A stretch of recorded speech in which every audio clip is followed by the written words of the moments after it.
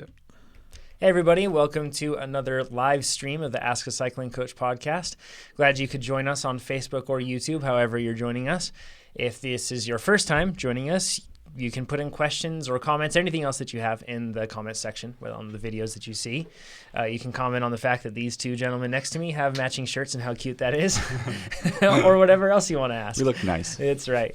At least they're event shirts from an event we did, right? The Segundo. Yeah. Yeah, there we go. So this is where we record the podcast. So we'll actually have like a proper podcast intro, so then we can cut that and publish that. But stick with us after the normal podcast recording ends because we'll answer those questions that you've sent in. With that, let's kick off the proper podcast. Welcome to the podcast. It's dedicated to making you a faster cyclist, the Ask a Cycling Coach podcast, presented by TrainerRoad. I'm Coach Jonathan Lee with our head coach, Chad Timmerman. Hi, everybody. Our CEO, Nate Pearson. Hello. And we are going to answer more of those cycling and triathlon related questions today. You can submit them at trainerroad.com/podcast. If you want to talk to other people that also listen to this podcast, get some insight, a ton of insight. Holy cow, it's growing and there's a lot going on in this group. We have a Facebook group. It's TrainerRoad's Ask a Cycling Coach podcast Facebook group. You can look it up on Facebook with any number of those words that I just said and you'll find it. It'll be easy to find. And in there, people share different things that they're doing with their training, seek advice or experience from other people. We're in there as well, providing answers, of course, to help guide people and make them faster. That's the whole goal. So you can check that out. It's on Facebook once again. Also, if you aren't into Facebook, then you can just go to Reddit and you can go r/TrainerRoad. But if you have anything that's like a tech support question or anything like that, you can, of course, just support at trainerroad.com. That sort of thing. We have support agents ready for that. So, but we have a lot of things to talk about today. A few things really quick that I wanted to mention. We've talked about this before, I think, but for the TrainerRoad app, for those of you that are TrainerRoad users, we finally have something that people have asked for, workout variations. Yep. Do you want to describe what that is really quick? Yeah, so we, Coach Chad has built variations of the same workout. So we either have plus or minus versions. So let's say you do Geiger. There'll be a Geiger +1, a Geiger -1, and they're either different lengths of time or slight variations in intensity. And usually, always the pluses are harder and the minuses are easier. And so sometimes you say, oh, I just want this workout but slightly harder, or I just want 15 minutes more or 15 minutes less this day. So before you would have to kind of search for it and look for those plus and minus versions. But now it's actually in the app, and that launches in all apps. It's out today. So you can once you go into Geiger, you'll see a workout variations. It just makes it's easier navigation thing. Pretty sweet. It's cool stuff. So yeah, check that out. And then also a bunch of things that we've been talking about recently, everything from the ride analysis page with our new performance analytics features to the ramp test that we talked about last week to workout text. Now when workout text comes up and it's been a little bit, it'll prompt you with a subtle and nice tone, not something that's loud and obnoxious. So then you don't miss that workout text. All those things. We have details now on our blog, so you can go to trainerroad.com/blog and check that stuff out. So something that we are going to have up, actually, it'll be up today. I'm working on it currently, just putting on the final touches. But Dirty Kanza just happened, and if we were a radio show, we'd insert like the claps right now for all of you that did that. So what's Dirty Kanza, for those who are not aware? I'd say it's the premier gravel race. I think it's fair to say. Gravel's like it's not like pinned down. It's kind of like nebulous. It's not as specific as like criterium racing or something like that. But 200-mile gravel race in Kansas in the Flint Hills. It sounds pan flat, but it's not. You have, I think it's somewhere around 8,000, 9,000 feet of climbing over the 200 miles. Wow. So it's a decent amount. And that's the interesting thing is that's just accumulated by constant micro undulation, so to speak. And I say micro from you feel it when you ride. It doesn't feel very micro, but it's constant rolling, right? It's on sharp flint rock that loves to slash your tires. And it's windy, super windy. And this year they had a thunderstorm rip through that brought in a ton of rain beforehand and gave them muddy conditions in the beginning. And sometimes it can get so muddy that it just turns into how much of the 200 miles you walk with your bike, which just it sounds amazing. When are we going to do it, guys? Nope. I have Next year? Zero desire to do this one. No. Yeah. You want to do it, Nate. Yeah, you guys could support me, right? Can you have support vehicles or not? I don't. think you can have support vehicles, but there are 4, well, I should say technically 4, but there are aid stations where you can have teams, and the top riders that are doing well there, they all have people there that are, whether it's have another Camelback for them that's already filled up and ready to go. That's a pro tip, by the way. You don't just have to think of refilling your Camelback. What if you had 2 and one was already ready and you could just switch it over? That's a good idea. Didn't Keegan do that? Keegan Swenson did that at a mountain bike race. Yeah, at Park City Point to Point, which he won in a heads-up sprint against Todd Wells. So that is so smart. Mm-hmm. Yeah, it's so that sort of thing, everything from having food and all that stuff there, it's definitely helpful. And it's cool because they actually, I think both of the aid stations, because you end up hitting those aid stations multiple times because it's kind of like 2 big loops. They're at schools and different facilities like that, so you can have a lot of space or different things to work on. So I buried the lead. Sorry. I mean, I interrupted you. It's okay. That's Dirty Kanza. It's really hard. There's a 100-mile variation, a 350-mile variation this year that they added, which is insane. Kudos, Yuri Oswald, a friend of the podcast, who did that. But the 201 is the big show. That's where everyone focuses on.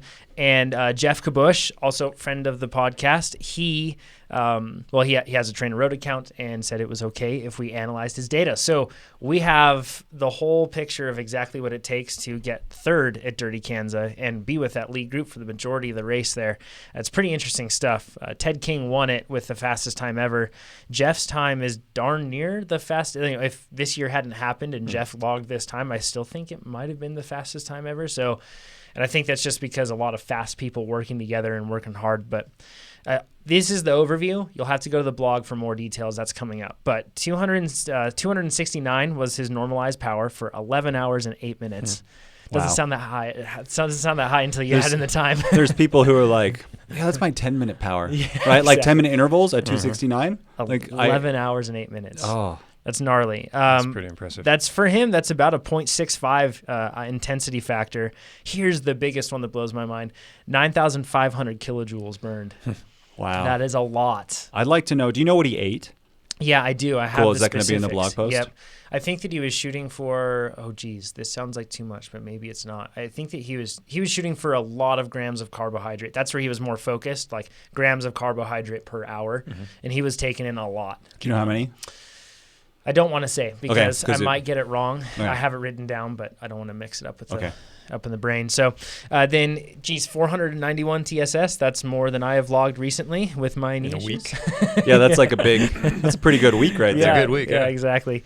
And then at the end of the whole thing, he had to do a sprint finish against 2 other riders, I believe. It was for 3rd, 4th, and 5th. And he still managed to do a 1,500-watt sprint at the end of all of that, which is crazy. That's ridiculous. We'll have all the details in terms of everything that he used, the things that he ate, the tactics that he did, which actually I learned some really interesting stuff about how these elite riders manage different scenarios in a race. We'll get into all of that stuff. It'll be up on the blog, so check that out. Power file or race analysis. I love seeing race files for pros because it's just like this. I'm always curious of what they can do, and it's always this other level. So if any of you guys know pros or you are a pro, and we will write about you, send it to Jonathan. Yes, please. And we'd love to analyze and look at it. And pros get out of it something too because we get to, a pro is valuable to sponsors by like how big their presence is, right? Because you want everyone to know about them and the products they use and stuff, and we can talk about the products that you use because it's totally interesting to know what tires you chose, what bike, how you set up your bike. For this one, the food you ate, how fast you did it in the power. All that stuff. Yeah. So some people they think it's like, if I tell people my power numbers, I'm losing my edge. But it's not like you can pick your power numbers. No, it doesn't matter. It's not like I can be like, oh, now I know. Yeah, if Chris, none of that information is I wrote it make 270 watts. He did 360. I'll do that. Yeah, exactly. That's all I have to do. That's all I have to do is write at 360. Yeah. It doesn't really work that way. Along those lines, really quick, I saw something from Nino Schurter. He shared some power data, which he never shares power data usually. But it was, I want to say this is from the latest World Cup at Nova Mesto, and I think that he did 370-something watts normalized for the nearly 2 hours. How heavy is he? I don't know. He's not big. He's not big. Yeah. It's insane. If anyone knows Nino, Jonathan would love to get his race files. Jonathan at TrainerRoad.com, or Pro Riders. A lot of the time you're just on Instagram too, so you can find me on there. Just look for my name. You'll find me. So Cool. So that was Jeff's race, but then we did a gravel race. Some may say a better gravel race. Because it was shorter. I think that Jeff's looking forward to probably coming back to this one next year. It always seems to be on the same weekend, but the Lost and Found Gravel Grinder, it's actually a pretty early gravel race in terms of like the whole gravel explosion that's been happening over the past 5 years or so. But this one is in the Lost Sierra. It's a pretty rugged region. It's kind of strange in the sense that you're riding on like gravel roads that are well maintained, and then they get pretty rough, and then occasionally there's pavement sections, and but you really get lost. You're way back there, away from basically everything. You two did the race. I did not. Knee issues, trying to take care of that thing and prioritize, but I did run a form of sag, took photos, and then gave Nate 2 icy bottles. Oh, it was the best. Yeah, and just teased me with support. I couldn't find Chad. It was hard to find, and then I gave him a bunch of gels once I did find him. So, but we learned a lot of things from this race. It was a different course than in the previous years. It's been known for being really rough. Can you guys opine, was this year extremely rough? Did it feel rougher than last year? Okay, so everyone said, oh, last year, so rough. And I was like, this is worse than last year, guys. Really? I think so. No, I disagree. Okay.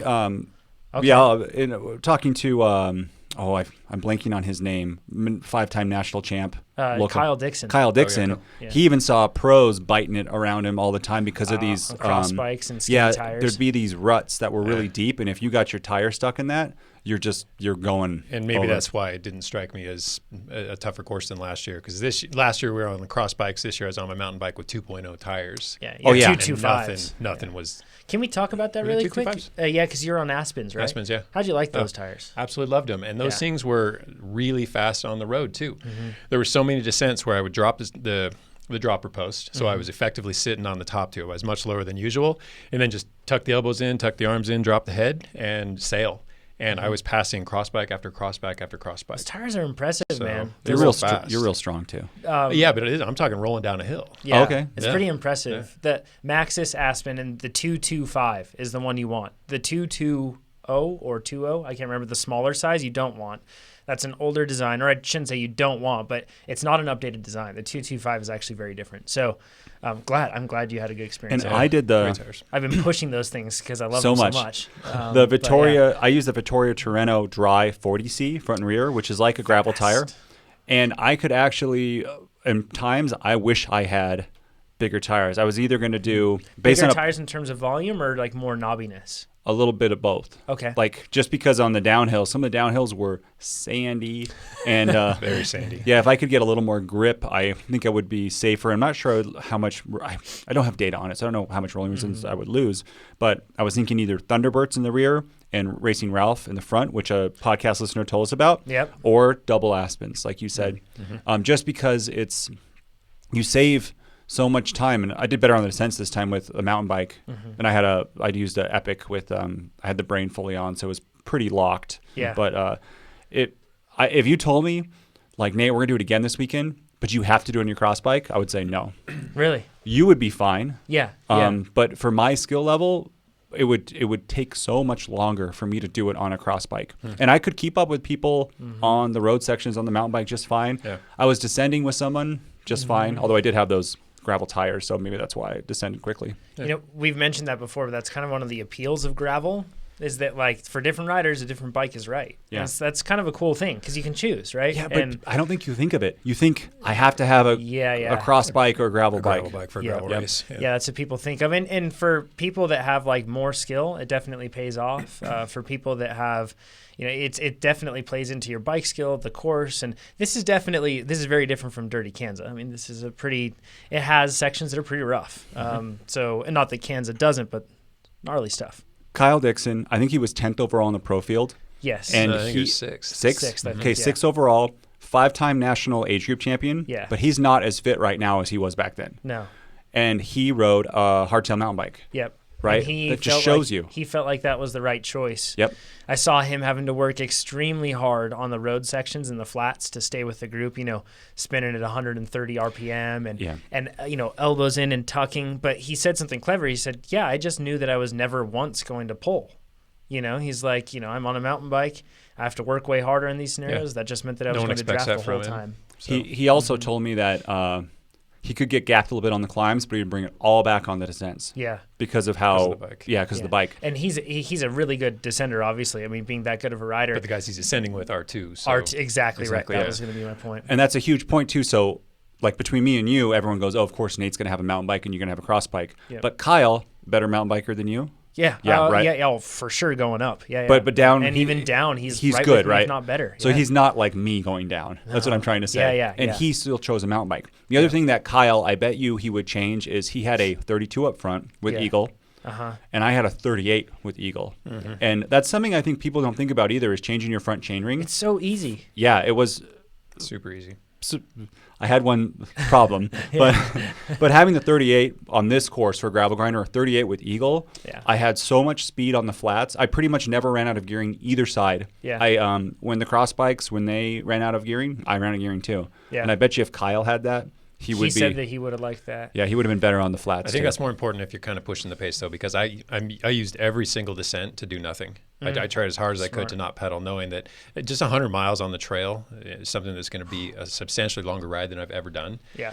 I was playing it conservatively. That's a huge point. Is it depends on your fitness level and how you're going to race it about what kind of chain ring. And I know on the flats, relative, because I'm a bigger rider, on the flats, it's more power to aerodynamics, and I can put out more power than other people. And then on the hills, I knew on these hills, because we had ridden them before, I knew that a 1-to-1 gear ratio for my fitness level, around 4 watts per kilo, was just right. Yeah. And I was getting more than a 1-to-1 ratio in the rear. Nice. Yeah. So yeah, that makes sense to people. Yeah. Just to be clear, too, Chad's done more than 100 miles before, but not in this scenario on dirt and that sort of stuff. Yeah, never a 100-mile mountain bike race. Yep. And I know there were a lot of gravel stretches and road stretches even, but still considered a... Yeah, definitely. Well, I guess it's consideard a gravel race. But in any case, this was new territory for me. So I thought that that's a really smart thing that people can think of in terms of setting up their bike.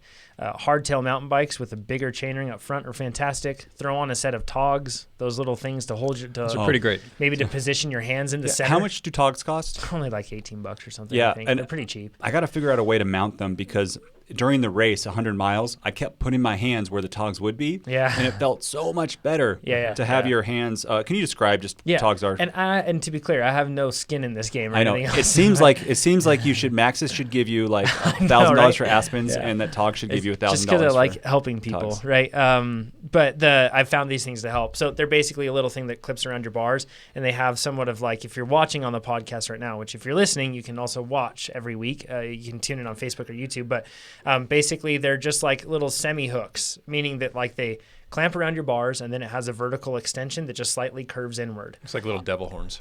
Or I like to say shark teeth coming straight up from your bars. Yep. Yeah. And then it allows you just a different hand position. Now, most people put them just inside of their grips, and then that allows you to basically everyone rides with the thumbs over position when you're chill, not pushing very hard, right? But I've thought plenty of times when I'm doing that, I'm like, if I hit a bump right now, pretty easy to jog I'm off pretty the bars. relaxed. I could drop an arm down, hand goes in the spokes or something. It's terrifying thinking of that. So this just stops that. It means that you can completely relax your hands and still have control, which really helps with hand fatigue on those long rides. But other people also, I've seen people put them closer in on their bars. I shifted them all the way up to where the bar started to bulge, and that really led to that downhill position I was talking about, because I would grip the togs and have them between my thumb and forefinger, and get in that low position and have some stability without having to clasp the bars. How stable did you feel? Awesome. Perfectly stable. Yeah. Very comfortable. Then if you want to put them very inside, like very tight up there, then you can actually get ones that are made for like a road bike bar, so the bigger diameter there, and then they can clamp around where your bar is fat. So that's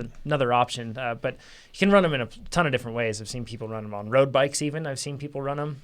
Like if you're doing like even something like Paris-Roubaix, like it's not a bad idea if you're going to be on the tops the whole time. It's especially nice over something as long as 100 miles, several hours, 5, 6, 7 hours, to have alternate hand positions, because on a mountain bike, you basically have those just your grips. I mean, you can move your hands along the bars, but it doesn't really change your shoulder position, your elbow position, all that too much. What I found is that when I didn't have the togs, but I just moved my hands, but my neck and my upper back felt better when I would do that. It doesn't just relax the hands. It runs all the way through the whole chain. But so some things, I guess, that Nate, it seemed like you rode your own race in terms of like you didn't at least I don't know this, but from when I was leapfrogging the race, it didn't seem like you were gutting yourself to stay with a group or anything else like that, but you kind of stayed within yourself. I got some good groups, actually. You did. Yes. You were in a good group. After the first climb, the descent, my power meter stopped reading, like read low. And I didn't figure this out for a while. So there was on a road like section, or something, huh? I was like trying to bridge up to some people. Yeah. And I was like, man, I'm having the worst day. Because you were putting out like what? I was putting out 200 watts. And I'm like, this is hard. That's heavy, right? Yeah. And then looking out further, I was doing climbs at like 150 watts. Yeah. So I think the 200 was like mid-high 300s, and I was getting cooked. So you knew it wasn't right. Yeah, exactly. And then in the climbs too, I was passing people at 140 watts. Did it watts. continue to drop down throughout the day? I don't know because So I've had that with a cork, and you were using a cork, where it just continually dropped down, and I was doing a crit where I had to full-on sprint to get even anything to register, but otherwise it eventually ticked down to where it was just saying 0. Was this a garbage power file, or was it just a display issue? No, it was the my front chain ring, my front crankset was about to fall off. Are you serious? It was loose? It was about an inch of wiggle in it. Oh my gosh! We came back and we wiggled it, and I showed a You got through mechanic the whole race that way? Yep, and even the shifting still worked. Oh, I was surprised, but it was very loose. Have you ridden it since to verify that was the cause of the low power? No, but a mechanic here just fixed it yesterday, so I'll go ride around some more. And I'm going to do a hill climb TT today. Okay. But that was so that's why it happened. Here's what I had that problem, and if anybody else has that problem where it's reading low, all you have to do, at least all of that I did, was I just took the battery out, flipped it around backwards, put it back in, tightened that cap down, then undid it. And what that does is that basically just resets the cork. It kind of like causes a short, and then it just resets the cork. And then I had no problems after that. So, but then you were with a group. How did you find that? Because one thing that a lot of people are talking, especially with Dirty Kanza and everything else, is like aero bars not being legit or not being a good idea in gravel races. I don't know if I didn't see any aero bars in your group. Nope. But drop bars versus flat wide bars, did you notice any problems with that, or were people rotating just fine? No, I didn't. Yeah, everything was fine. People were rotating fine. So my strategy was I'd be in a group, and then if a faster group came by, I'd try to latch onto that rather than try to leapfrog from group to group, because that takes so much more power. It's a long day, so it's a smart strategy. And then I met lots of podcast listeners. I want to name two. Nate, another Nate, in one section. He's like, he saw me. He's like, hey, it's Nate. And Nate. And he's like, you were talking about getting a 4 watt per kilo group. And he goes, I'm like 4 watts per kilo. And like we're like, here's the group. Here we're going. There we are. And he pulled for so long. Like I was like, whoa, he's way more than 4 watts per kilo. Yeah, podcast listeners, I see this sometimes. Like you find us, and then like you do like hero pulls, and I'm very grateful. To work for I us. love it. But you don't have to. Like we're thoroughly impressed already. So. And then I think he had some cramping on the big climb. Yeah. And then I got another group, and there's another guy named John. And he pulled me. We actually switched off a lot, but we went. Even better name. Yep, we went all the way to the end together. Yeah. So that was. Cool. So basically, I got into a good group of probably 8 people for 40 miles. That's my dream for Leadville right there. Yeah, I want good that's groups. my dream period, any race like that. And I couldn't find that group. I either had a group that was working just a little too hard for me and was gradually blowing me up, or groups that were so slow, sitting in was just not enough to keep me on my target pace. Yep. So they tiered the start in the sense that by age group, they delayed 5 minutes, I think, between each age group. Is that right? Yep. Yeah. 5. So one thing that I noticed from the outside in, Chad, was that really after Nate was, maybe a couple more groups, but then after that, groups stopped, and it then became strewn out single riders. Really scattered. And that is why it actually helped me when I said, because the 40-year, we started with the 30-year-olds, and I think with 35 plus. Yeah, it was like 30 plus, 35 plus, 45 plus, or something like that. But anyways, 20 miles in, the fast 40-year-olds come by, but they're just barely faster, right? And that's the time to latch onto that group. So you can actually get an advantage of starting early. Or if you were the last group, you never get that chance. Yeah.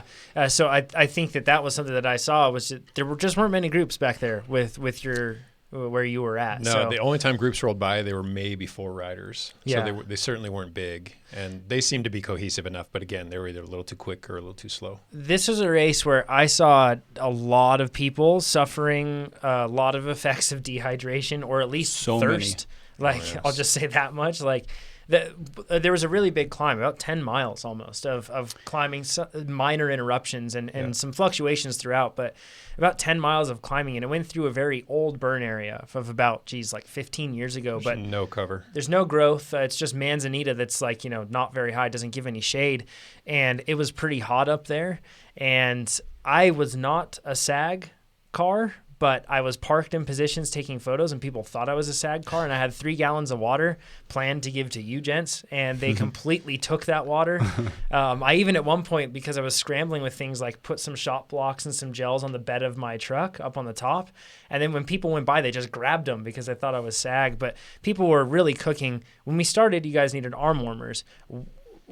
How did you guys manage Sitting at that? the line. Or would you change the way that you would have? I didn't do any. Didn't need anything. I had arm warmers on rolling up to the line because it was still shady and a bit cool. But just sitting at the line waiting for the starts, I ditched the arm warmers because it already heated up to the point where they were not necessary at all. So a bit of a spoiler. Hydration was definitely an issue for you later on in the race. Yeah. Do you feel like, because this is something I've recognized a ton of people messing up with, the cool, comfortable conditions in the beginning stopped you from drinking early on, and that's what contributed, like a big part of it? No. I kept my hydration plan was to kill 2 bottles per water station, aid station. Nice. But I flew in the face of that and bypassed the first 2 aid stations because I was just feeling good. So yeah, that set the stage.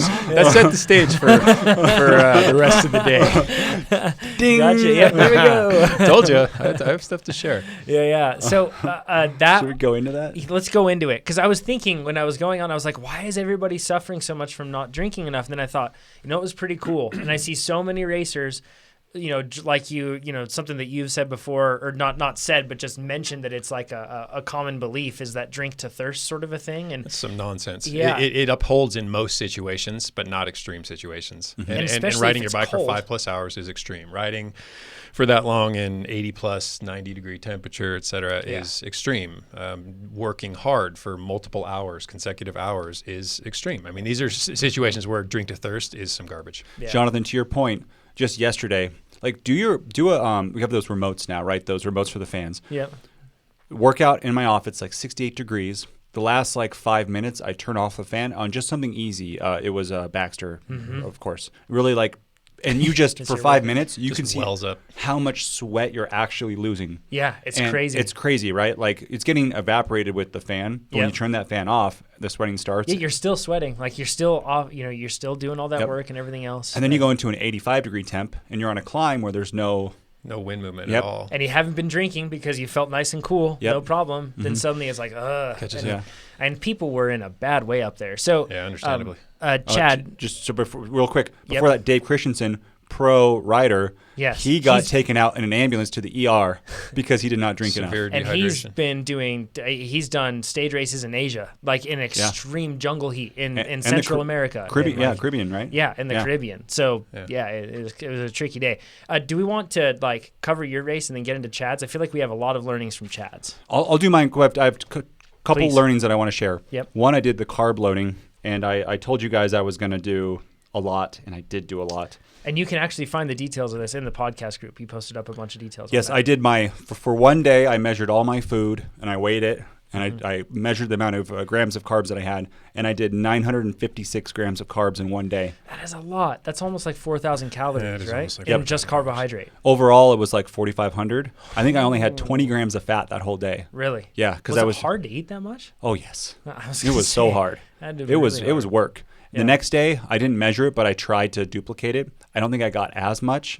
I actually felt, so I tried to do 2 days of this to hit around 10 grams of carbs per kg of body weight. And then why 2 days? Because there's not a whole lot of data to support a multi-day load. I read that recent review, and they said that people were having, I forget exactly, I don't know the source of their information, but they said 2 days of 8 to 10 people are having success with no depletion protocol prior. Yeah, no depletion protocol. And then pretty much before when I researched this, I've read 1 day prior was fine, or you could do a 5 day, less, trickle. like a 6 or something per day. Yeah. And for anybody that's new to this, we're trying to dig into the actual science behind carb loading instead of just lots of pasta.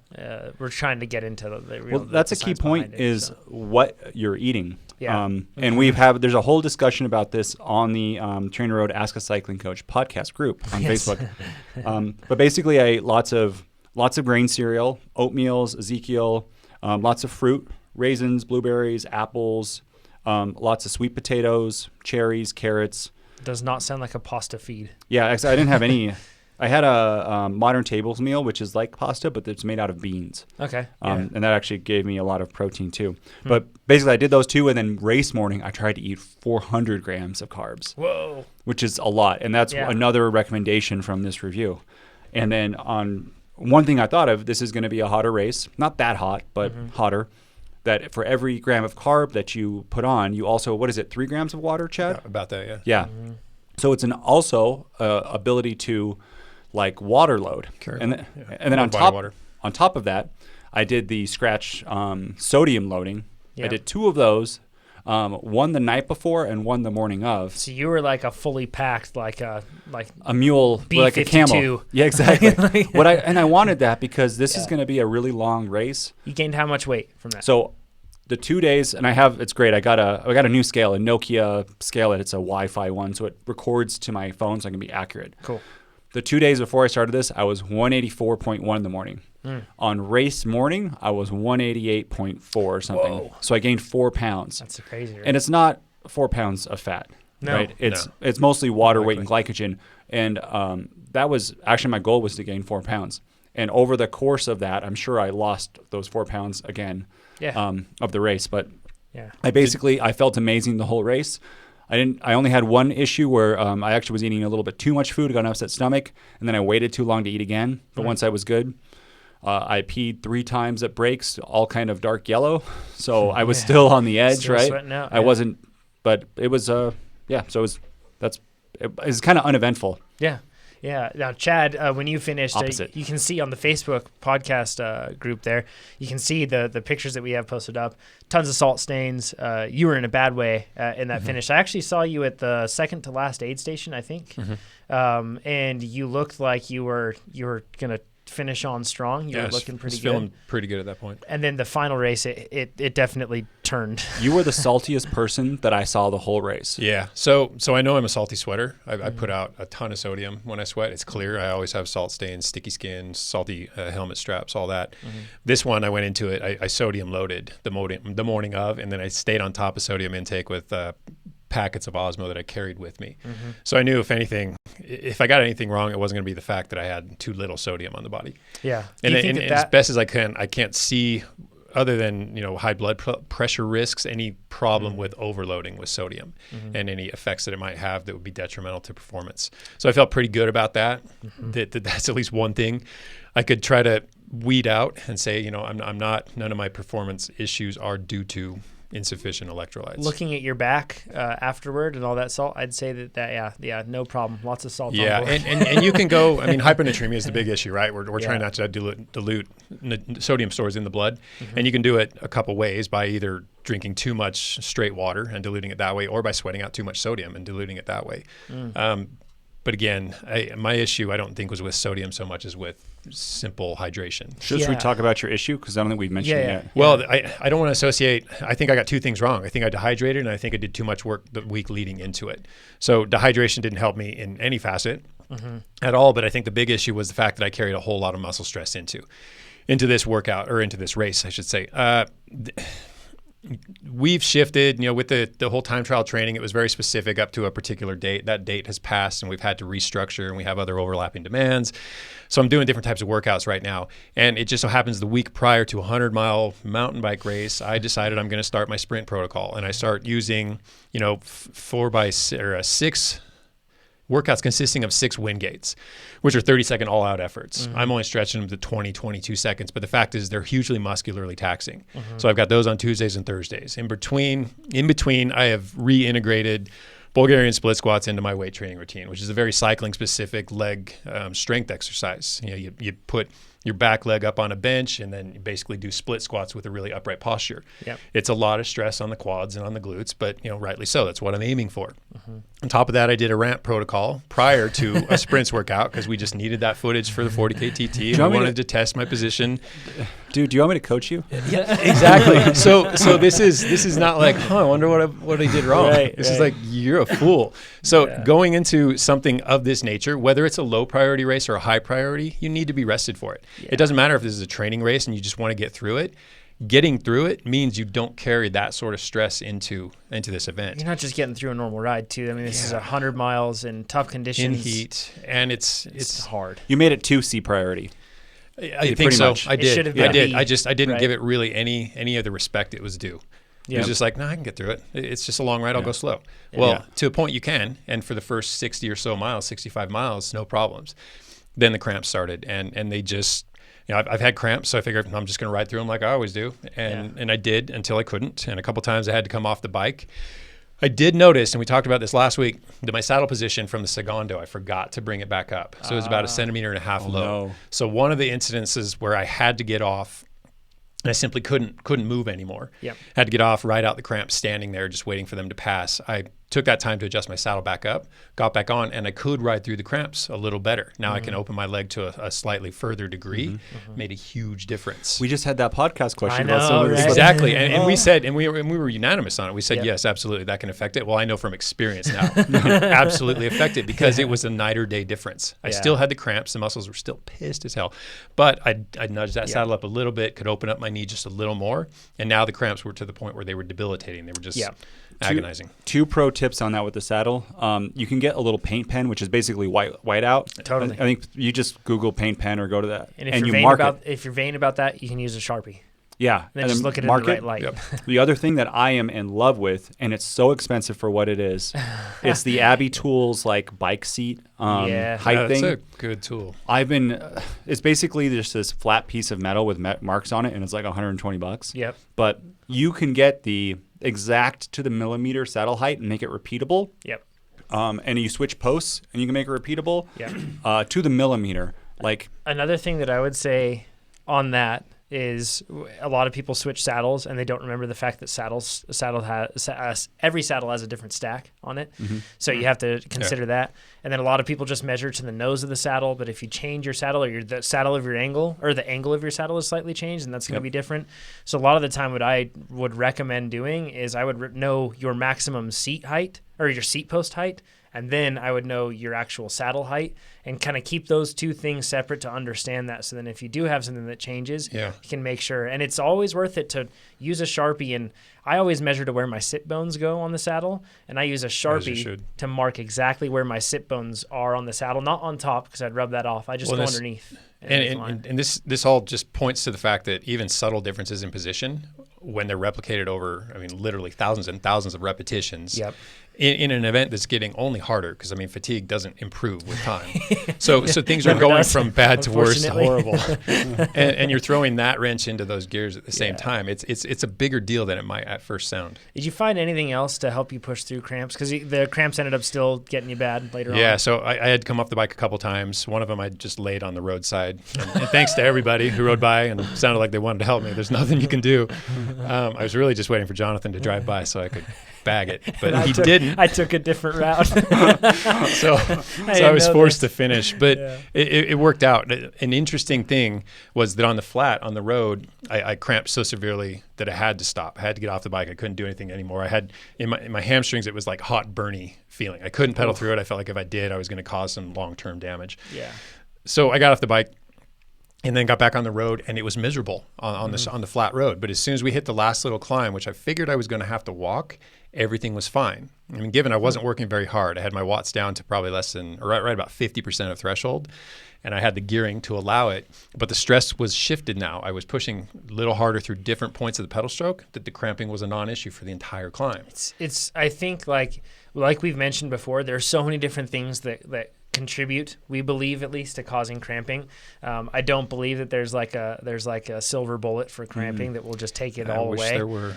Yeah, don't we all? And there are plenty of things that contribute to it. However, one thing that I really do think that, like you said, you brought in a ton of fatigue, unique fatigue, different fatigue on your muscles coming into this. Yeah. And then it is so interesting. I've noticed that too. We were actually just talking about how for example, Levi's Gran Fondo, I had some cramping, and it only happened when we were like pedaling like quickly. It wasn't that tough, that sort of a thing. And then when we would get on climbs, it'd be like, no, I'm good. Versus Carson City off-road that had a ton of just like really hard, grinding, right? Slow stuff. That's when I was cramping there. It's frustratingly inconsistent. So Carson City's coming up in week and a 4 days. Let me say one more thing Okay. before we jump to that. Yeah. So cramping was obviously an issue. So was dehydration. Sodium intake, not so much. But to further the point that I was indeed dehydrated, I did the P test the night before, did the P test morning of. So I felt pretty good about my hydration level going into it.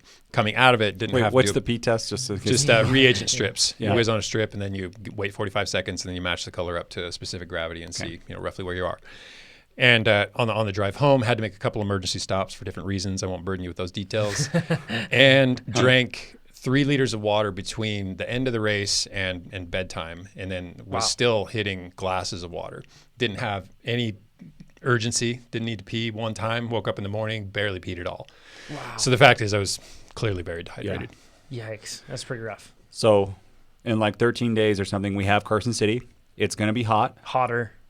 It says that it's supposed to be, I believe, somewhere around like 85, 87 degrees. Okay. Luckily, it's a short race or shorter race, not short. 65 miles. How many hours? It ain't short. I bet this one's it'll probably be around the same. Like it'll be, for me, I'd love to finish somewhere around 4 hours if I'm really fast. I don't think that's going to happen. It's going to be closer to 4.5. Okay. So 5 to 6 for Chad and I. Yeah.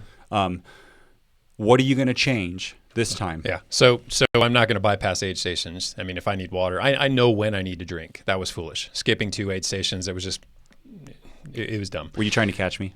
I just didn't feel the need to stop. I feel like stopping would have kind of derailed my progress. I felt like I was rolling good. I wasn't working that hard. I still had a bottle full. That flame on him. Well, too, I stopped at one aid station early, and I missed a big group on a flat road section. And then there was another aid station right after that. So I could see in your mind why you'd want to skip it. The top group, I was kind of leapfrogging with them in the beginning, like taking different routes to end up. And I saw definitely aid station tactics playing out. Like they were getting to the aid stations, and there were guys that were sprinting into those aid stations, getting as much as they possibly could, then continuing. I saw Menso de Jong, the Cliff Bar rider guy who does insanely long rides all the time. He had a Camelback and he had everything with him. He was not stopping at aid stations. He was just carrying through. Yeah. And that totally changed. Like the aid station was an all-out panicked race for those guys. Like they were, because once they left, the hammer went down out of every single aid station. And then that was making people have to work harder, causing splits. They all ended up coming back together in different parts, but there was a ton of energy used coming out of that. So I know that like you don't attack in the feed zone. That's like a normal thing that people say that's, not okay to do. Number one, in gravel racing, there are no rules, so to speak. But number two, you don't have to attack in a feed zone to use a feed zone to your advantage or to somebody else's disadvantage. Use those feed zones, just work really quickly, and then when people are, feeling relaxed or anything else like that, you can put the screws to them. So more aid stations. Do you think you'd wear a Camelback, Carson City? Carson City, I think I will. It's a short enough race that I don't mind carrying a Camelback for that long. Carrying it for 100 miles just didn't sound that interesting to me. It's a good idea. I might carry a Camelback and 2 bottles. Oh, it's totally. Or not a Useway one. Yeah. We use those. People always ask because they look a little weird. They look like a harness more, and they're the Uswe. It's USWE. They're awesome. They're amazing. Comfortable. The weight stays nicely situated in the same spot. I was like the most devout anti-pack person before trying these, and they're awesome. Do you think we would not have to stop at any aid stations if we had that? Yeah. On that race next week? Yeah, for sure. I think that's my plan at Carson. I'm sure that the top guys are going to have Camelbacks, or they're going to have their bags, their hydration packs, I guess I should say. They'll have their hydration packs at different aid stations beforehand, It's not a bad idea. I had a thought. Last year when we did this, how we said, we wanted hand-ups, and we said, we could just have an employee sit there. Remember when I said that last year? Why not do it this year? Why not do it this year? Right, have someone come out there and just have a cooler of bottles for awesome. us. Yeah. Okay, I'm going to make it happen. And then the other thing, I've started heat acclimatization training with my sauna. It's smart. So I'm just following up, 10-day protocol. I'm going to do it every other day. When I can weave it in, I'll do extra days, but we're racing tonight, so it's not really practical. But in any case, I'm finishing rides. If I do a low-intensity ride, I just do it without the fan. So I bring my core temperature up over the course of that ride, and then I hop into the sauna for another 30 minutes, anywhere between 130 and 140 degrees. So plenty of sweating, my goal is to obviously increase plasma volume, but it's also to see if I can stop shedding so much electrolyte. And that is one of the adaptations that goes with it. So we'll see how that bears out. Interesting. Cool. So two things, you're going to drink more, the aid stations, and you're doing heat acclimatization. That's it. Yep. I can never say it. You know what I'm saying. Acclimatization. Thank you, guys. We got you. So yeah, interesting stuff from a really hard day, and it's all going to help. Chad, I don't know if you're going to do Leadville, but after Still the plan. that one, yeah, Still the plan. I got to qualify. yeah. So, but that's definitely all stuff that plays in for the big show. So, And I am going to carb load again. Pretty much do the same Carson. exact thing. Yeah, because I had such great.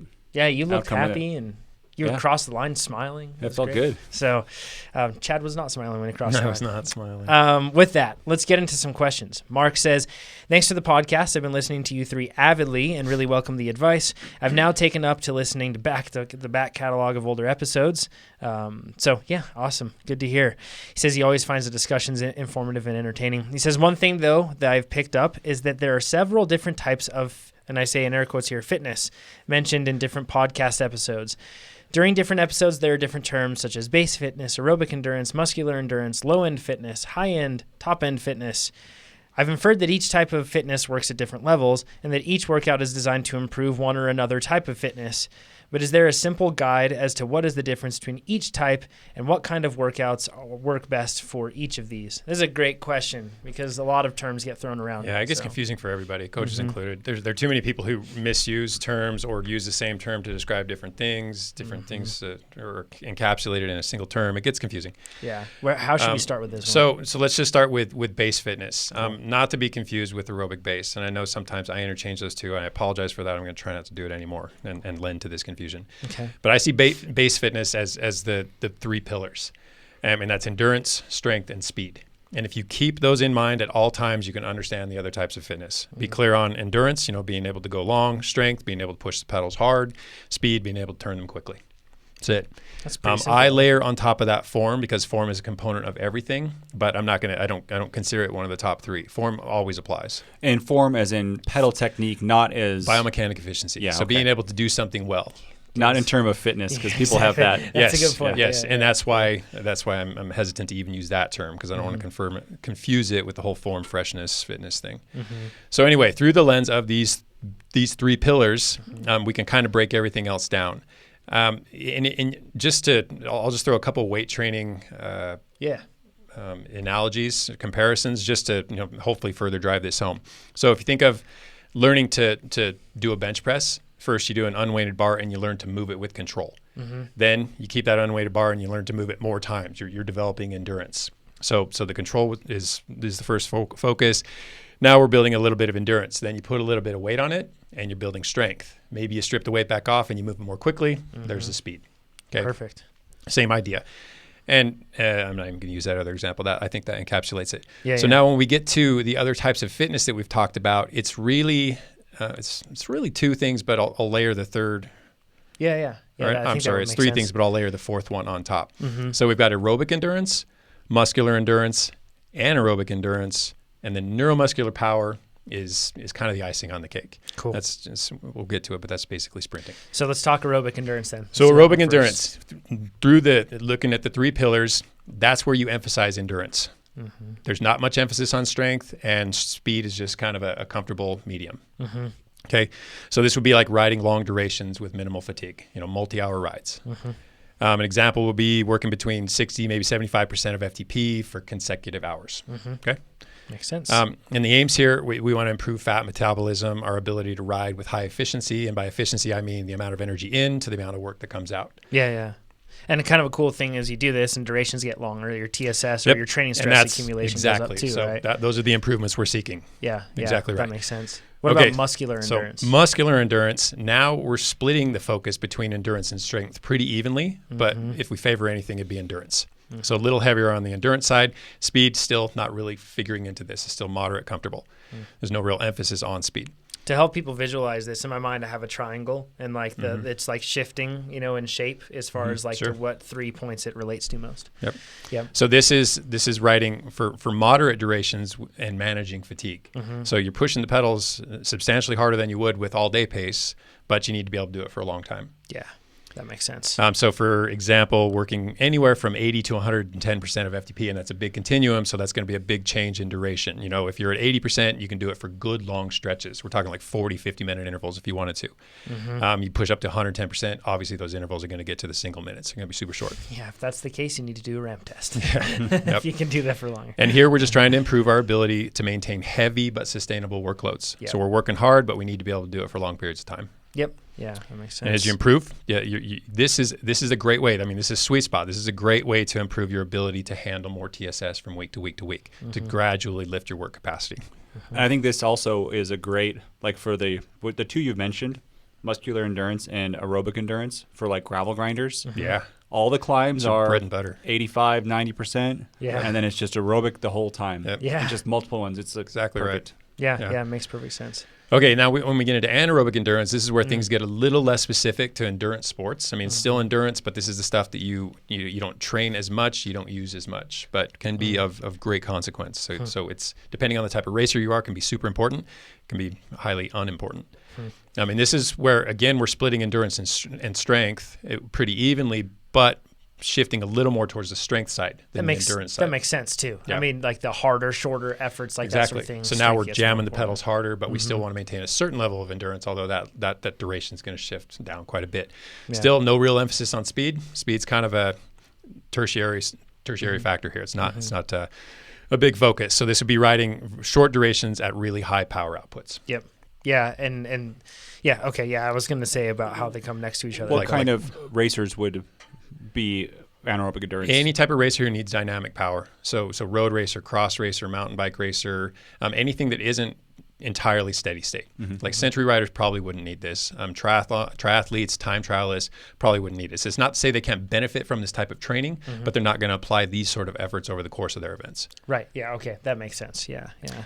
So And this then- is like 110% and above. And above, right? yeah, basically. If you want to quantify it, it's in that ballpark. But they could, I know you prescribed a lot of times, even if you're a time trialist or you're a triathlete, you do intervals at that 120 to bring up. Exactly. So Yeah. so you will train here. It's not saying you're not going to train here. You're just not going to do this sort of workout. In the race. In the Yeah. race. Yeah. Yeah. Got it. You can still benefit from it for sure. From the training. Yeah. And then the improvements we're seeking here is the ability to ride above FTP. Just being able to sustain durations above FTP for whatever reason. It's foreign territory for a lot of folks. It is. And sometimes, Yeah, it is. like I said, it might be necessary in training. It might not be necessary out on the course. So the next level, neuromuscular power, Is that even higher? Yeah, and that's even more refined and even less necessary for a lot of types of racers. So this is basically sprinting. And this is where we're doing strength and speed now. There's no focus on endurance. And I shouldn't say no focus on it, because maybe you have a 10-second sprint that you want to grow to a 12-second sprint or a 15-second sprint. Yeah. So endurance is very relative, but it comes way down the duration spectrum. You're only working for very short periods of time. All out, maybe 15 seconds. If you push 20 or 30 seconds, it's not neuromuscular power anymore. Now you're tapping into the anaerobic stores, and you're placing a different challenge, utilizing different energy stores. Yeah, It's something else. This is the type of like when you launch the sprint, that sort of a thing. The initial or jump. It could even be like for people on like non-road surfaces when you have to get over obstacles or through rocky sand trails. sections. I mean, just like when we went up the Boneyard, that rocky trail, there are all sorts of little neuromuscular bursts where you have to just jump over something really quickly. You And guys this is more a You matter guys did ride of the Boneyard. You got the shirts to prove it. We sure You did. guys- this is more a matter of how well your brain communicates with your muscles. So this is more of a communication, a neuromuscular issue, not so much a strength issue, not so much a fuel storage issue, though that can be trained too. Huh. So that's kind of a cool way to break it down, where you have aerobic endurance, muscular endurance, anaerobic endurance, and neuromuscular power. And intensity keeps going up. Yep. And hopefully that gives people Duration, an down, idea down, of down. using that endurance, strength, and speed, using those three things to kind of understand Endurance, how they strength, all and speed. work. You can always break it down into those three things and see where it's shifted, where the importance lies. So another set of terms that we've thrown around, Yep. and you hear other people throw around, are low end, high end, and top end fitness. Can you break those down? Yeah, in our context, and I'm pretty sure this is across the board. I don't know too many people who use these differently, but when we talk about low-end fitness, we're talking about that aerobic endurance. That's it. It's like you're low gearing in a car, kind of a type of a thing. Yeah, I guess. yeah, go That's all actually day, probably a bad minimize fuel analogy, but usage. Yeah. And then high end would be more your anaerobic stuff, and that includes VO2 max work too. So that's our high end fitness, being able to repeat efforts that are well above FTP for short durations, do it a lot. And then top end is just sprinting, almost always. can't think of any other context where we would talk about top end fitness and not be talking about your sprint. Yep. Hopefully I feel like that was really good. Bravo, Chad, on organizing that. That was great. I view those ends of like, it's like a pull and the bottom is aerobic and the top is sprinting. Yeah. And it's all the energy systems. The higher up you go the pull, the higher it goes. Yep. Totally makes sense. And the more limited those resources become. Good visualization. Jamie's question, he says, hey guys, I enjoy the podcast, a good balance of informative and funny. I usually watch on YouTube on the weekends. Awesome. And yeah, if you don't know, you can watch this on YouTube. It's also on Spotify. It's on everything else that you can find podcasts. You can find it there. Find and share. And says, in the last few episodes, you've talked about consistent pacing. We mentioned the Segundo, like your shirts are showing for those that aren't watching the podcast. In case you didn't know, we Chad did and the Nate. Segundo. Yep, matching shirts. We very text cute. in the morning. Coordinate. Exactly. Yep, coordinated closets, these two. And then we've talked about this through a lot of different events that we're doing, especially because we're focusing on the 40K TT that comes up here in less than a month now. Yikes, at the end of this month. So he says, how does one maintain consistent pacing, especially outdoors with variable terrain? Oh. Or maybe I should ask, how does one tame the instinctive urge to push harder? I think he's onto something with this. Even on short, slight slopes, which is all we have in Northeast Florida, unless you count a few short, moderate slope bridges. He says, I'm aiming for a 30-mile ride in North Carolina in mid-July. It includes about 3,800 feet of climbing with about a mile of 9% grade. He says, remember, I'm from a part of Florida where a 50-foot high bridge is a big climb. So I'm looking for advice to avoid overdoing it and suffering through the last few miles or burning out before the end. Thanks for the advice and great work the TR team does on the plans, software, and website. Cool. And just so people can put that in context, 30 miles and 3,800 feet of climbing is a lot. That's a lot of climbing. Yeah, for sure. So I wonder if it's a mountain bike race or something else like that. It might be a road race, hilly terrain. So pacing. Nate, were you were grimacing almost when we were talking about this. Why was that? Because I've done so poorly with pacing time trials this whole year. Yeah. I did a time trial Tuesday. Yeah. You guys weren't there. No, I was. And traveling. it was not good. And so, but. So what was the time trial elevation profile like? Did it have fluctuation? Yeah, it did. It was only 450 feet of climbing over 30 minutes. Oh, okay. So not very much, but there were little hills and stuff. Yeah. Just little sharp holes. Rises up to freeway overpasses. Yeah. Mm-hmm. And I just want to say it is so hard at the beginning of the race to keep your power down. And I always get this thought where you go in, you have a number in mind, and then you go in and you go, that number is too low, right? And then at the end you go, that number's too high. Yeah, you're 2 minutes in and you think that for some reason, like all my logic, it's like I'm drunk. Right. You know when you're drunk and you're I'm like, Superman. I'm a great driver tonight. Drunk on hormones in that moment, right? Like Yeah. you're excited from race or from getting onto the line and all that. So, just an example, the TT was not good. I've changed my vote to cook Team Jonathan Oh man. on Yes. the Ask a Cycling Coach podcast. Okay. You can vote on that, by the way. Go to the Facebook group. You can vote. Yeah. Over the race, I only did 292, averaged 26.6 miles per hour, which I think I should have gone faster. Yeah. But with pacing, my first lap was pretty good, and my second lap was very bad. And I attribute that to the poor pacing at the beginning, which I've done every time. Mm-hmm. And one thing that this guy mentions is going up a little rise. And at the beginning, I think I averaged 310 for the first out section, and I should have been doing 300. And 10 watts might not sound a lot, but if you can really think you're around threshold. Yeah, if you're at the high end of things, it's Yep.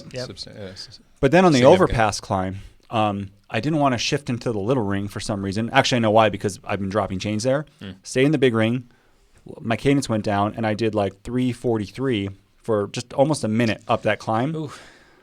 And that is just too much, right? And then I pay for that the whole rest of it. So the guys that won the race, they told me, it was Dave Christensen here. Yeah. He's like, dude, you got to go slow on that hill. Mm-hmm. Yeah. He's like, you got to drop the watts. It's still an even effort. It's not one of those courses where you can play the grades to your favor. Yeah, it's in almost every case when you look at something that uses an algorithm like Best Bike Split on how to pace things, it's just so much easier than we think we need to go on those climbs, right? And it's extremely, I think that the problem here, like you said, in this case, Jamie, when you said that how does one resist the urge, I think that that's the problem, That's right? it. It's the That's urge. the problem. Consciously resist the urge. It's the psychology behind it. Yeah. Like, we feel like we're going slow, so we panic. There's some other person behind us And that there is was. not pacing well, and they're catching us. So then we think, man, I'm just doing it wrong. I need to go faster. That whole time up the Geiger TT, I had our good friend Ben Reagans, who's a really fit cyclist, and he was not pacing like I was. So anytime it got steep, he would go right past me. And it was I was really glad I had that, because it was a huge exercise for me to, like, mental exercise for me to say, nope, stay within yourself, don't chase him down. And you know what I found is that anytime it let up, the grade let up after that, I would not just gain ground back on him, but I would get further away every time that would happen. And I find that if you are thinking that I'm not going hard enough on this climb right now, and you're trying to adhere to the proper pacing and it's frustrating you, just wait, because when you start going downhill, it's going to feel extremely hard to maintain that wattage that you need to maintain there. And that's the thing, you can gain so much ground by maintaining that. And I know a lot of people actually wrote in and said, you guys are silly. You need to push hard when it's steep, and then you can recover when it's not as steep. And the math shows that is not the best way to pace. The math shows that it is a much better way to pace when you are conservative and stick to your guns across as much of the course as possible. And certainly not on a course that's as gently undulating as this one. There wasn't anything that was super pitchy or extended. For the race that I did. Yeah. In this case with Jamie, a 30-mile ride, I assume that it's going to be a mass start ride. He doesn't mention that it's a time trial. That's where things get a little bit more complex, right? Yeah, because you want to be in groups. Exactly. And depending on the speed and how everything is rolling and all that stuff, you can really, a group can be advantageous. But remember, a group is only advantageous as long as it isn't going to push you over your limits and cause a premature failure. Yep. That's the thing. And that's like experience, right? You don't really know.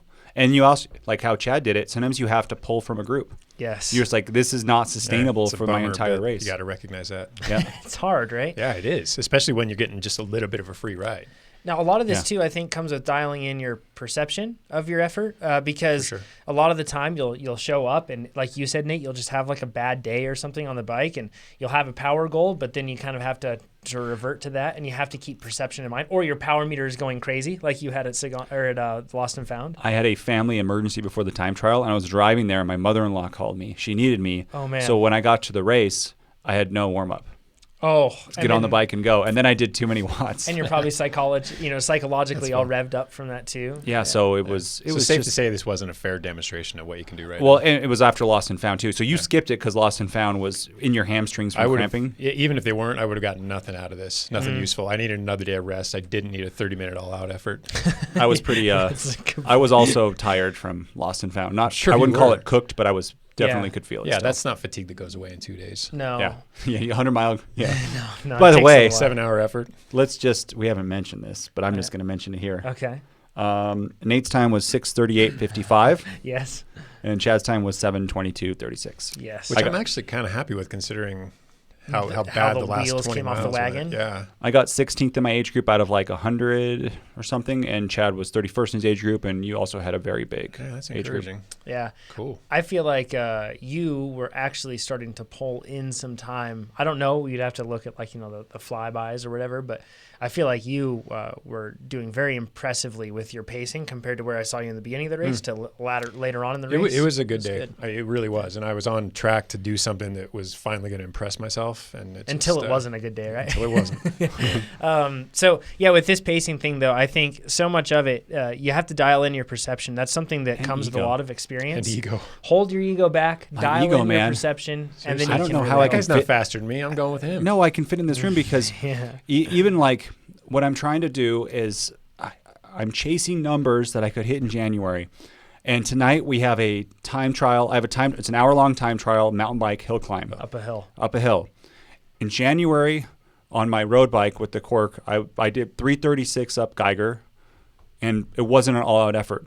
I did it like a month ago, and it was like 309 or something as an all-out effort on the exact same bike, same everything. Wow. And so what I'm trying to do is I keep going, yeah, but if I just did this, I'm sure I'll jump back to that fitness that I had in January. Yeah. And a couple sicknesses in travel like knocked my fitness down so much Right. that I've been trying to get it back then. But I've been trying to like, my ego has been at hand and I try to overstretch. So in these TTs, also like when we went down to the velodrome, that's when I had like my good fitness and I was doing, then it was sea level. And I try to think of those sea level numbers, what I could do up here. Yeah, and you can't. And I try out too hard because my ego's too big. And I Yeah. just got to like knock it down. It's another case of where the data doesn't serve you. I mean, Well, I think it you'd be does. I'm better just off- not smart. Right? Because if I you're look at smart. my recent training, Yeah, But you it can I give feel me like, numbers. I feel like if it last night's time trial, or the night before, whenever it was, if you had simply gone out and just ridden by feel without any power, I did I at think you would first. have paced better. I went too hard. Yeah, But exactly. in order to ride by feel, you have to recognize the start of a race has to feel easy. So that's the interesting thing. I just want to say, it felt Yeah. so easy. At the beginning of the race, I think at the very first stretch, I don't know what I was doing, but it felt so easy. That's why I thought that I could change it. Yeah, ride by feel is dangerous for many people. Chad, you can ride by feel because you are a well-calibrated machine. Yeah, a lot of people can. I mean, they have to build that ability over time, though. It's not just Yes. something that happens. I'm not And as good as you. Yeah. Yeah, well, I I'm mean, not like yeah, for pacing and it's- stuff. I'm not. Both of us, right? we all have our strengths. Yeah, Like yeah. and pacing is something that comes with a lot of experience in putting yourselves in situations where you do decide to swallow that ego and it pays off or you don't, and then you have to learn from that though, and that's the hard thing. And like you said, you can totally use recent data to be able I to, know, to, I to should. reformulate those plans, and that data should just inform your perception, and then in the end in race day what you're doing is you have to make those decisions based off of Well, I find, Nate- especially in the beginning of a race, the data is extremely important because it can help you stay under that mark. Yeah. Because, man, when you feel fresh and you're revved up, And easy to everyone's, go it's a harder. juniors race this race. At the beginning, I remember last year, everybody passed me. Yeah. And I was doing 400 watts. And then I was like, well, that's wow. too much. You And pulled then them all back. though. Yeah, not all of them, but Most of them. I pulled. It was a better. This was the one race last year where I paced really well. This The is hour-long mountain bike hill climb. Yep.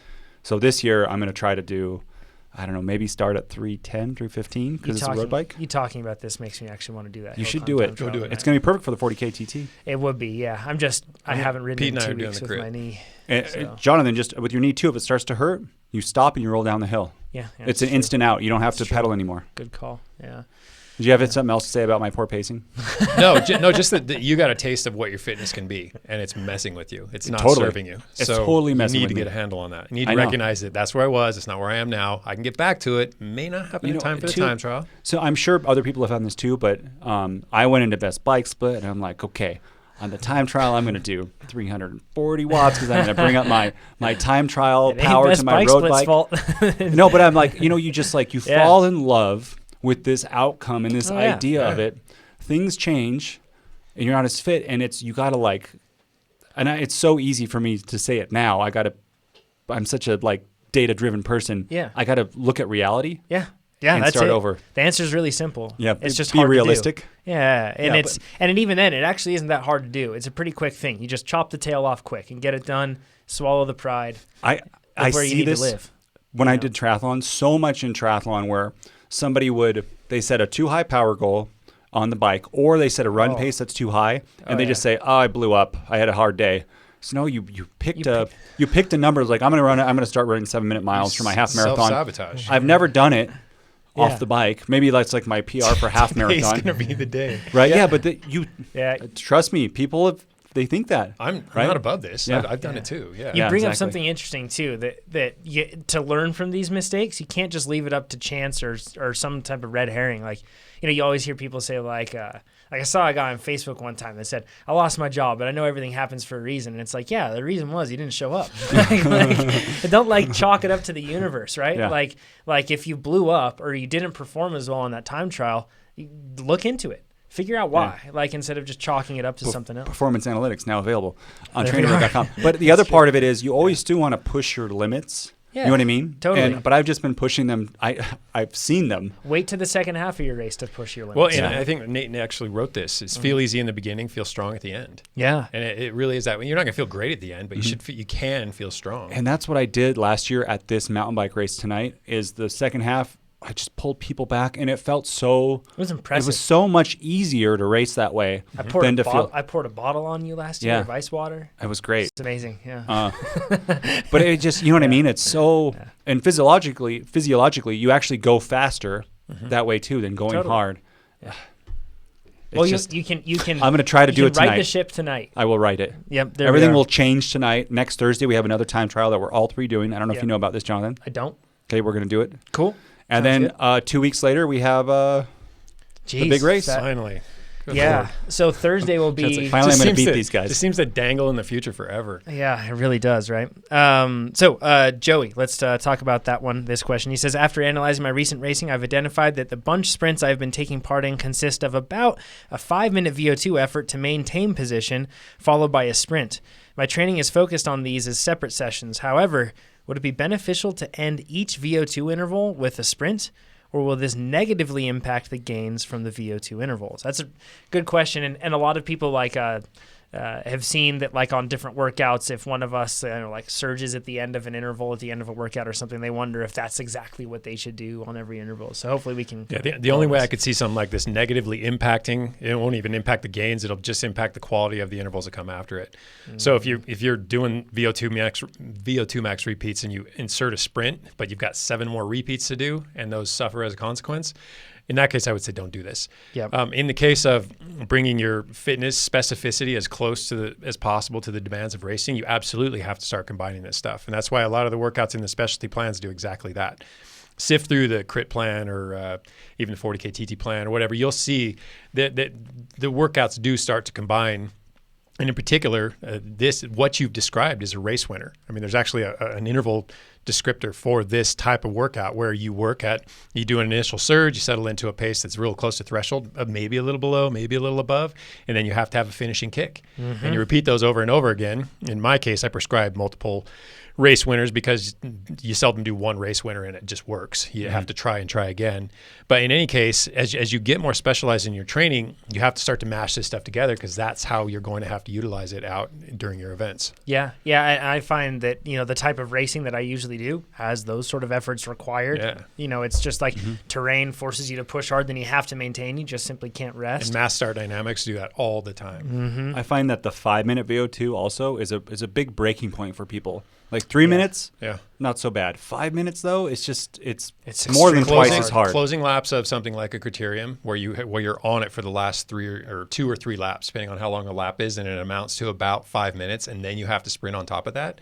That's hugely crucial. If you're that type of racer, you have to be able to do that if you plan to figure into the results. Go ahead. I was going to say, do you have some workouts, Chad? We do actually, yeah. So I just described race winners. Lion Rock and Ginevra are 2 dedicated race winner workouts. But then I put a couple others on here. That Junction is like a combination workout. Yeah. So take a look at that one because it has...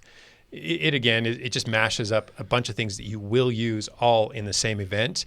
And then Basin is like a ramp and hold workout because that's another common one. One of my favorite ones. You work at a high intensity, then you ramp it up a little and you sit there. Then you ramp it up a little and sit there. And then you have like one hard last push. Mm-hmm. These are all they replicate closely what you'll face in the more meaningful moments of any race.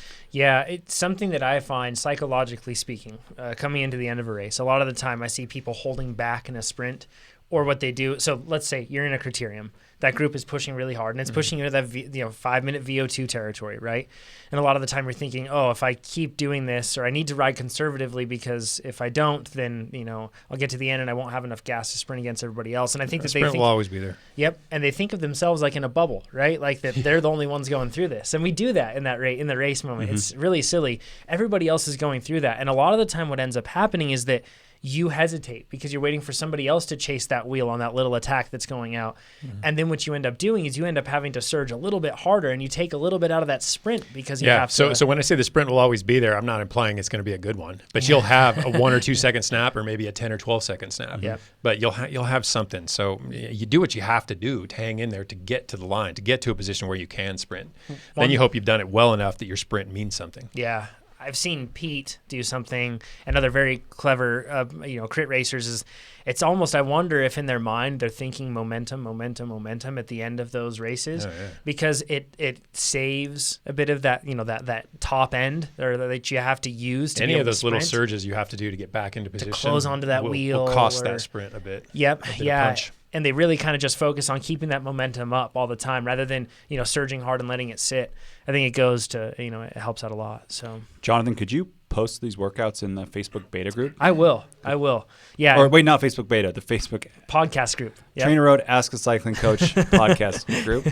Longest Just name type ever. It's TrainerRoad fantastic. podcast. Yep. I'll put it up there. And yeah, Basin's one of my favorites. I absolutely love that workout. So yeah, I think on Justin Rossi's 40K TT video, he's doing Basin. In the chase. Yep. You can see it there. Brandon Need here, pro triathlete, also a heck of a bike rider too. Actually, better bike rider than any of us going up hills. Yeah. Also loves that one too. Yeah, it's really good, man. It makes me feel like I'm firing on all cylinders. So it's a good workout. Last one we're going to cover today is from Jamie, but if you're joining us on the live stream, stick with us. We'll answer some questions after this. Jamie says, thanks for the great informative podcast. Keep up the good work. My question relates to flexibility on the bike.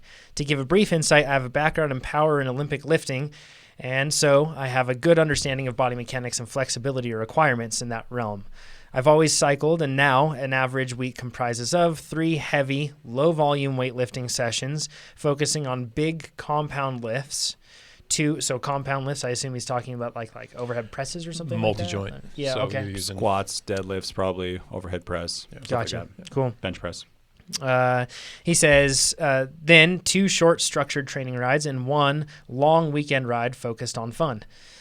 I also spend up to 1,000 miles per week in the car for work, so I put a heavy focus on stretching and recovery. Oh, that sounds rough.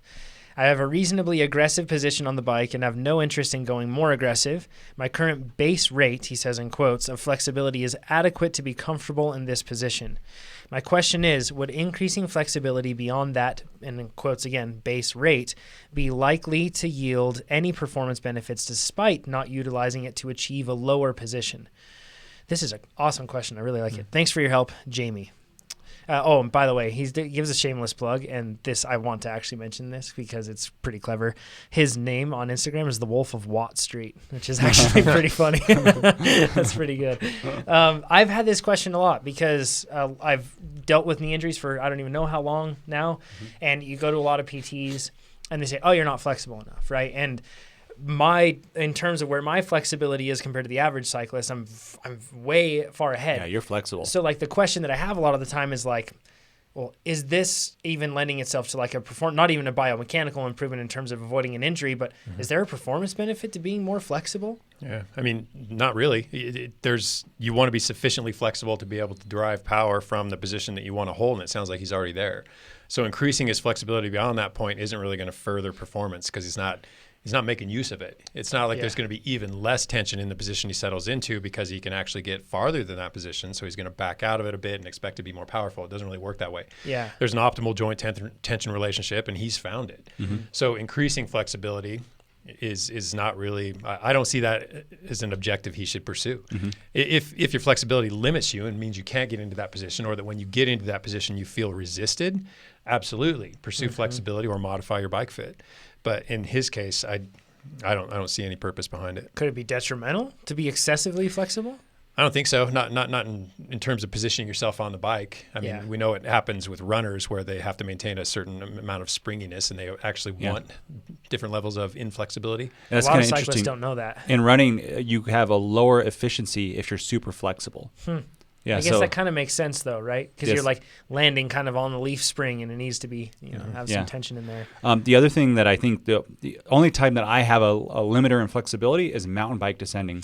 And after we Proper mountain bike descending. So after Lee McCormick came, and if you look on our YouTube channel, there's the How to Be a Faster Mountain Biker. Yep. The position with a real hip hinge requires so much hamstring flexibility that I need to actually get on the rip, bro, because that's actually a really good way to stretch it. And try that more. But that is a big limiter for me. But in the time trial position, no. I know a lot of triathletes always say flexibility is a limiter for the time trial bike. I've never experienced that, but I totally agree with you, Chad. If it's a limiter, yes, address it, but being like if you're a gymnast or like one of the Cirque du Soleil people, it doesn't make you increase your You're watts. not going to be a better rider. Yeah. No.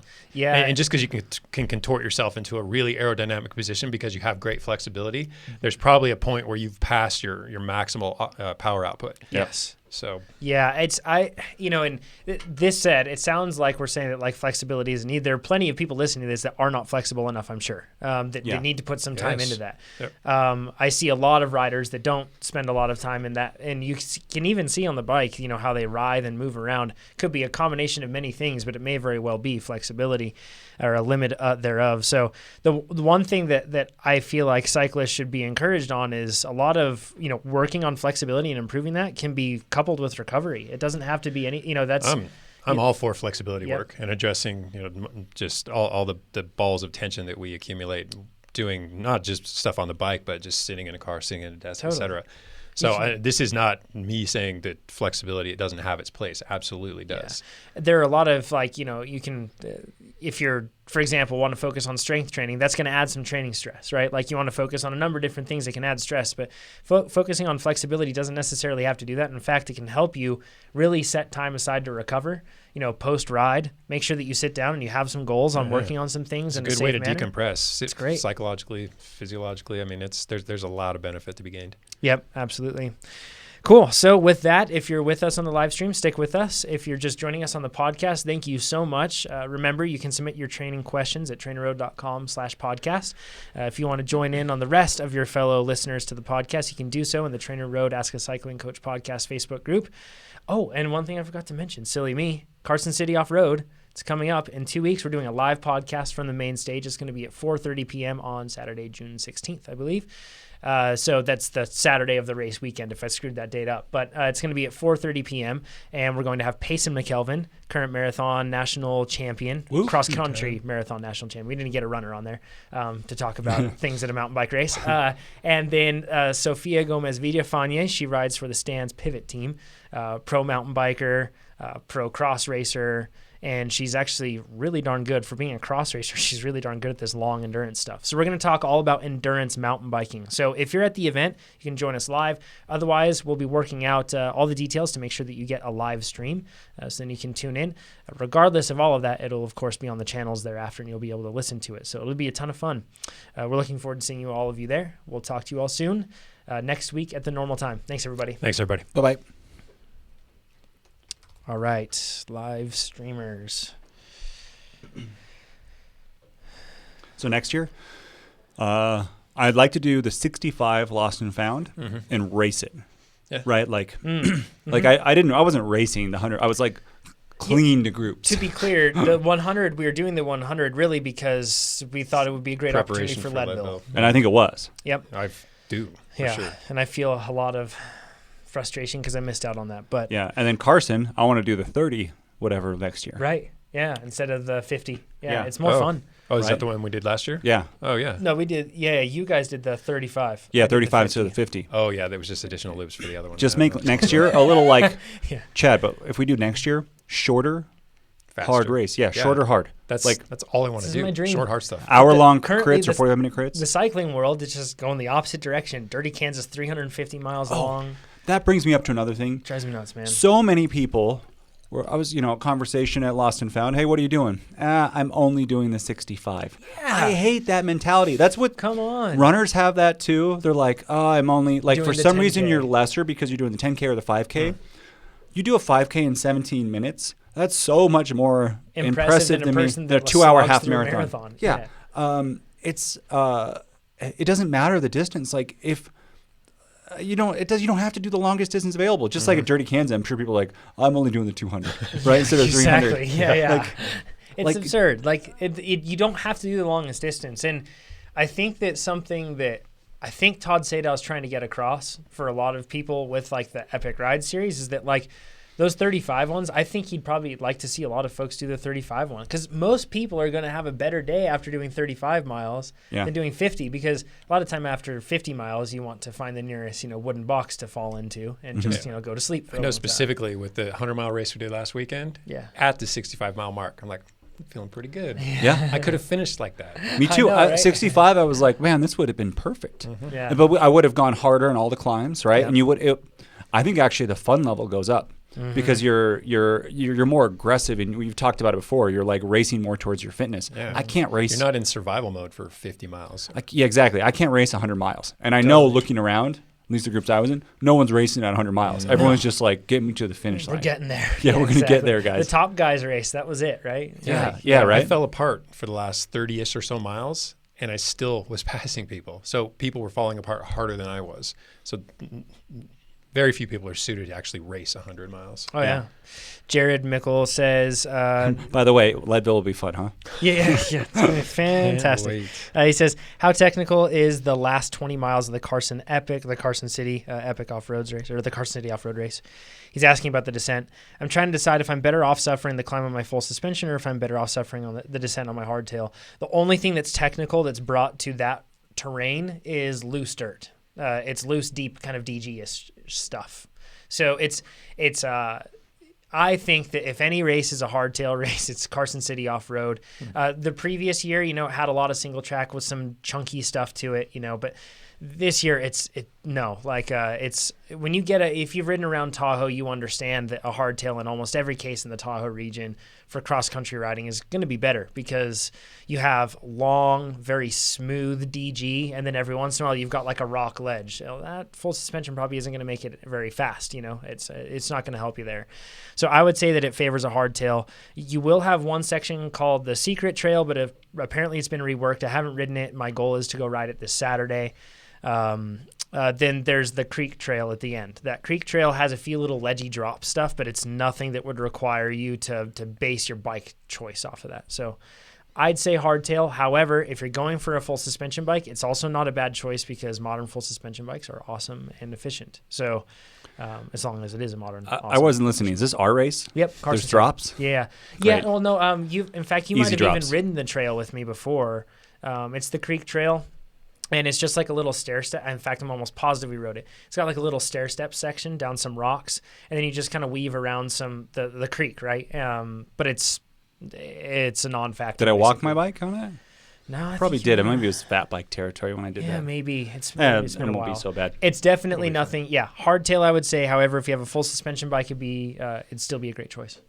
Alex has a great question for you, Chad. He says, "Hi guys, I have a 15 kilometer TT today, and if I understand right, I should not go anaerobic off the line sprinting.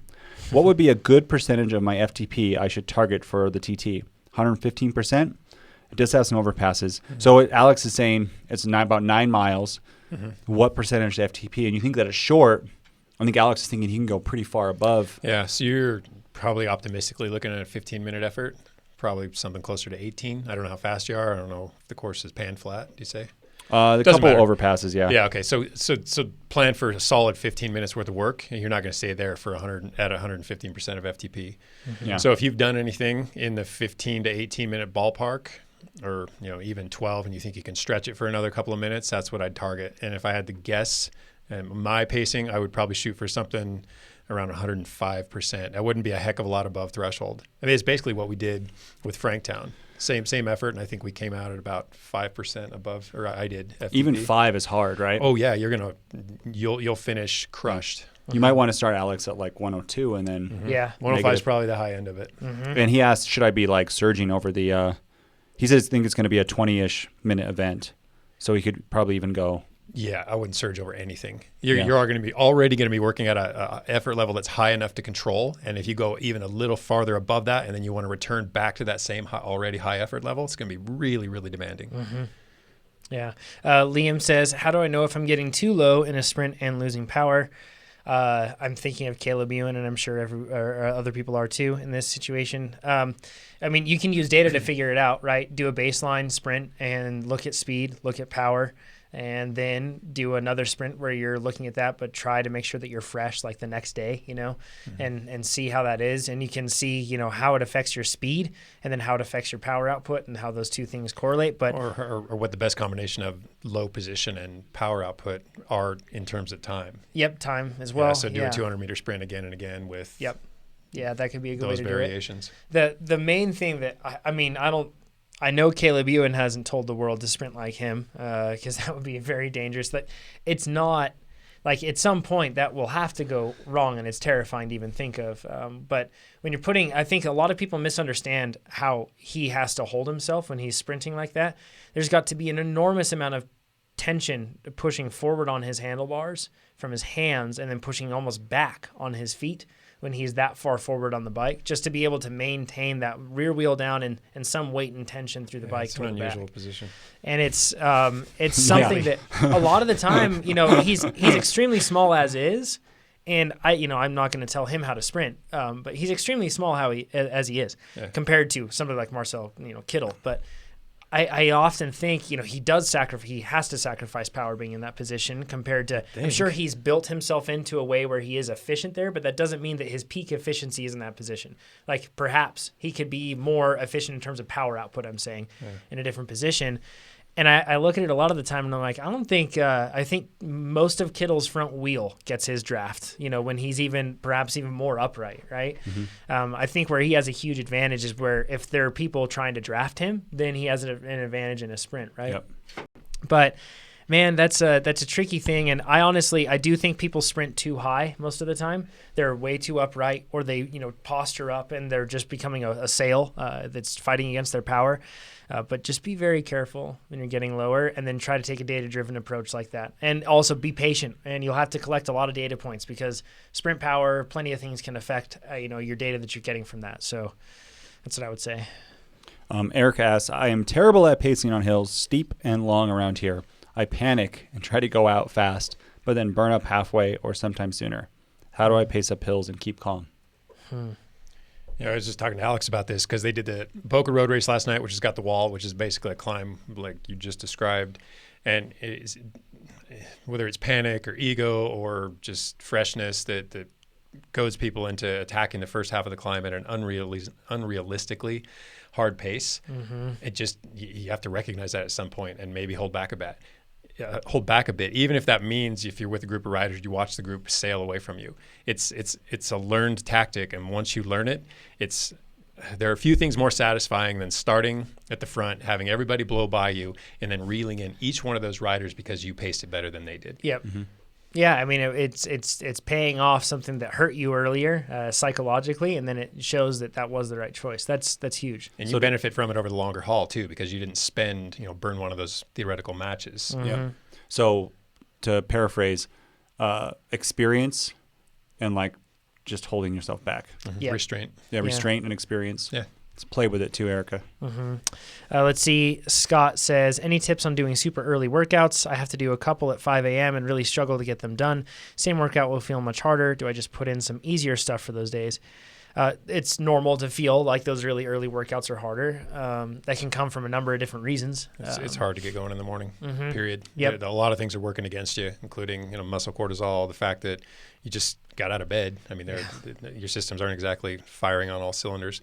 Yeah. But it too can be learned with time. I mean, you can adjust to and familiarize yourself with forcing those sort of demands on your body in the early hours. Mm-hmm. It's not the easiest transition, but I didn't like it at first, and then I got used to it, and I did it for years. Then I got away from it, and I really have no intention of going back to it. Yeah.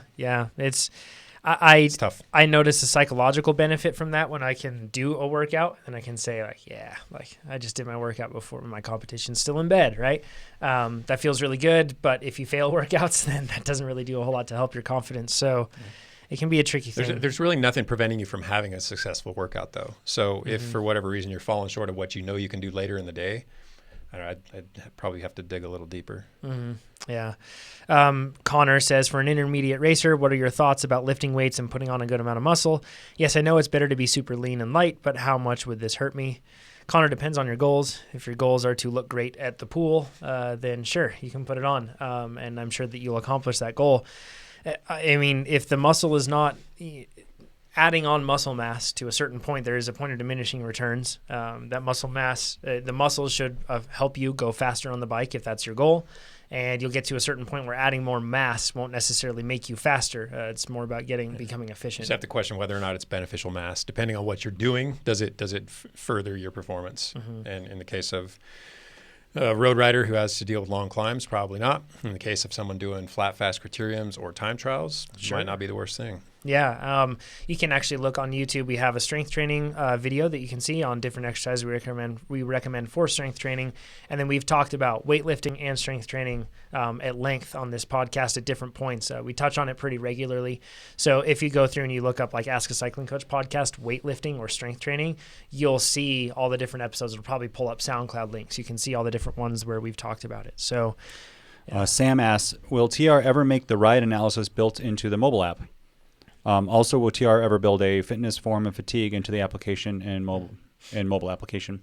So the ride analysis, this is another feature actually we didn't mention, but if you open the app and you tap on one of your outside rides, it brings you to the website, and we built it that way at first because it's much, much easier. Yep. We just added a feature where if you long press on the graph, you can create intervals. You can do highlights yourself. That last week. If you long press, we said that? Yeah. Mm-hmm. And then we're getting the zooming. We're working on that. Yeah. Building it back into the app, it's just priorities. There's other things we want to do before that. Mm-hmm. Especially, I know people don't like to do it in a website as much as in the app. Yeah. But it's just one more tap and you're there. So we might do it later. And then the fitness, form, fatigue, I talked about this before. But yes, to an extent, we have another idea that we think will work better than what's out there today. Mm-hmm. So it's a little more long-term, but we want to leapfrog what is available today to do something better. Mm-hmm. Yeah, absolutely. Let's see. Maybe one more. What do you guys say? Sure. All right.